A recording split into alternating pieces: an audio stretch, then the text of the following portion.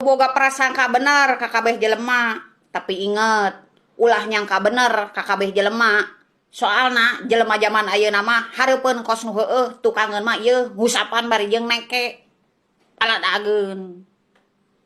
Dengekeun besti, usahakeun hirup tenang, senang, nyaman jeung bahagia. Keun welah urusan nu lain mah kan loba anu sok nguruskeun hirup urang.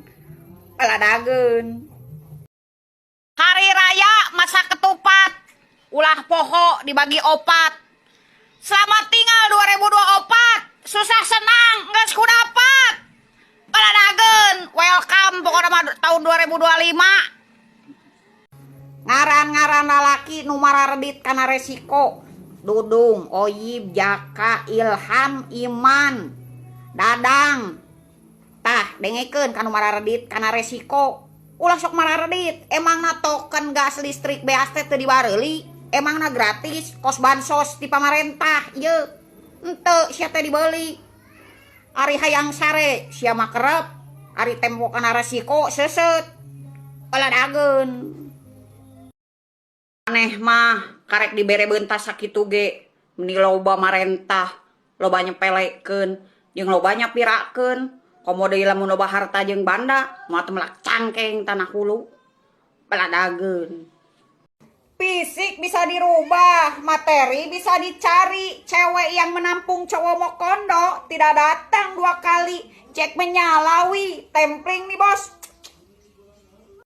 Hirup aing mah teu sieun teu boga babaturan, teu sieun teu dimilikan, teu sieun dijauhan. Kira baris deket jarauhan mah jor lah kadaritu. Naon deket oge rudet. Paladageun. Besti, tahun 2025 harga sembako naik.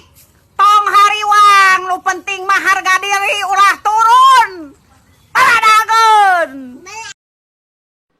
Prinsip aing mah tara ngusik hirup batur, tara ngaganggu hirup batur, komo deui sirik kana rejeki batur. Tapi lamun maneh geus ngaganggu kahirupan urang, ditagenan ku aing nepikeun ka mana-mana ge.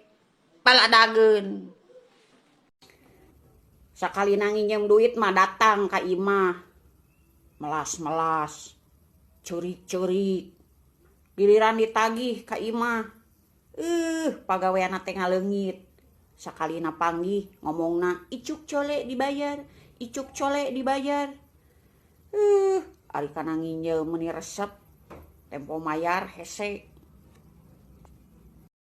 Prinsip ayeuna mah moal mere kan utara mere, moal mantuan kan utara mantuan, moal nginjemkeun kan utara mere nginjem. Ieu angger we tempo susah mah moal aya nu mantuan ditereuy diteleg ku sorangan.